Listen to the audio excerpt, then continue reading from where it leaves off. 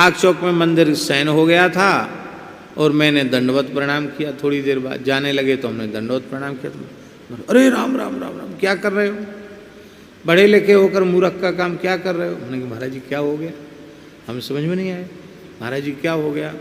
बोले रघुनाथ जी इतने संकोची हैं कि कोई ब्राह्मण कोई साधु प्रणाम कर रहा है, ये जानते ही वो झटके से उठ जाएंगे, अपने आसन से उठ के बैठ जाएंगे। तो ठाकुर जी तो सो गए हैं और तुम दंडोत करोगे तो उठ के बैठ जाएंगे, तो उनको विक्षेप करना उनकी निद्रा में यह अपराध हुआ कि नहीं हुआ? मंदिर खुला हो, दर्शन हो रहे हो तो साष्टांग करो, नहीं तो मन ही मन प्रणाम कर लो। क्या भाव संतों का। तो इस प्रकार से हमने जो एक प्रणाम से ही रीझ जाते हैं, ऐसे भगवान का हमने भजन नहीं किया और न जाने कैसे कैसे भूत प्रेत आदि का भजन किया। महाराज जी बड़ी विचित्र बात है, घर द्वार छोड़ के साधु बनने के बाद भी केवल मान बड़ाई की लालसा से और तंत्र मंत्र जंत्र के चक्कर में पड़ जाते हैं, जाने कैसे कैसे तंत्र आदि के चक्कर में पड़ करके अपना सर्वनाश कर लेते हैं। हमने ऐसे लोगों को देखा है।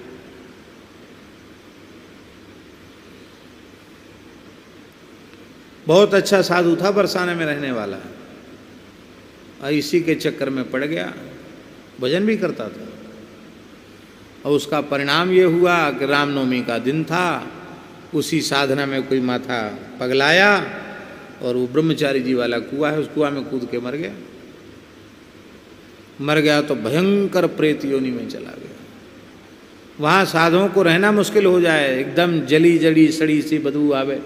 जहाँ खड़ा हो जाए तो लोग कहें अमुक साधु आ गया, अमुक आ गया, अमुक आ गया। वो महात्मा सब बड़े व्याकुल भय। पंडित जी महाराज उस समय विराजमान थे, पंडित श्री गया प्रसाद जी महाराज, गिरिराज वाले बाबा सरकार। तो साधु लोग वहाँ बोले महाराज हम लोग बड़े दुखी, क्या करें? तो पंडित जी महाराज ने कहा कि भक्तमाली जी के पास जाओ, महाराज जी के पास, वो कथा सुना देंगे, उनकी कथा से कल्याण हो जाएगा। तो फिर महाराज जी कथा सुनाने गए थे, हम भी गए थे साथ में। गहुरवन में महाराज जी की कथा हुई। उस साधु ने कहा हमारी वेदना तो कम भई है कथा सुनने से, सप्ताह कथा हो गई थी, लेकिन भंडारे में बरसाना नंदगांव के साधुओं का जरा भंडारा करके उनका चरणामृत और उनकी पत्तल का शीत प्रसाद अमुक वृक्ष के नीचे रख दो, क्योंकि मुझसे संत अपराध बहुत बना है। संत चरणामृत संत शीत प्रसाद से मेरा वो अपराध दूर होगा, तो मेरा कल्याण हो जाएगा। उसके बाद वो साधु किसी को नहीं दिखाई पड़ा। बड़े बड़े लोगों की दुर्गति हो जाती महाराज। कई तो बड़े बड़े सिद्ध, बड़े बड़े मठ और बड़े बड़े संपत्तियों को इकट्ठे करने वाले, उनके मूल में किसी न किसी प्रेत की सिद्धि होती है। मरते समय उनकी बड़ी दुर्दशा होती है।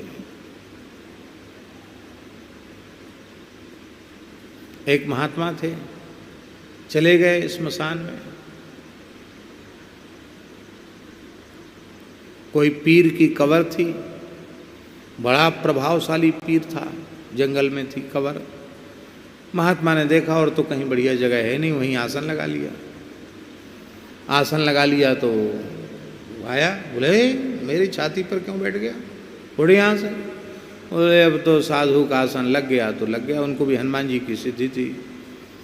उससे झगड़ा हुआ, झगड़ा होते होते होते होते उठा पटक उठा पटक उठा पटक, खूब उठा पटक हुई दोनों की, कुश्ती शुरू हो गई।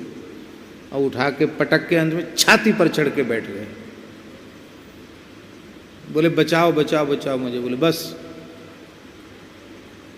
बोले महाराज तो फिर आप छाती पर तो चढ़ गए हो, आप इसी छाती पर हमारे बैठे रहना, मैं आपकी सेवा करूँगा, किसी चीज़ की कमी नहीं पड़ेगी। और वो महात्मा तो सिद्ध हो गए, सिद्ध तो थे ही, पर उसी कब्र पर बैठे रहे और उसी के प्रताप से बहुत आता था, बहुत धन आता था, बहुत धन आता था, बहुत लुटाते थे लोगों को।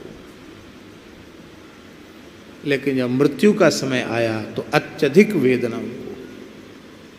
भगवान श्री हरि और भगवान हर शिव हरिहर को छोड़ करके भूतों का भजन करने लगे, भूत प्रेतों की उपासना करने लगे। तो चमत्कार तो हो जाएंगे, सिद्धियां तो तमाम दिखा दोगे भूत प्रेत वाली, लेकिन अंत में तुम्हारी फजीयत होगी। कैसी?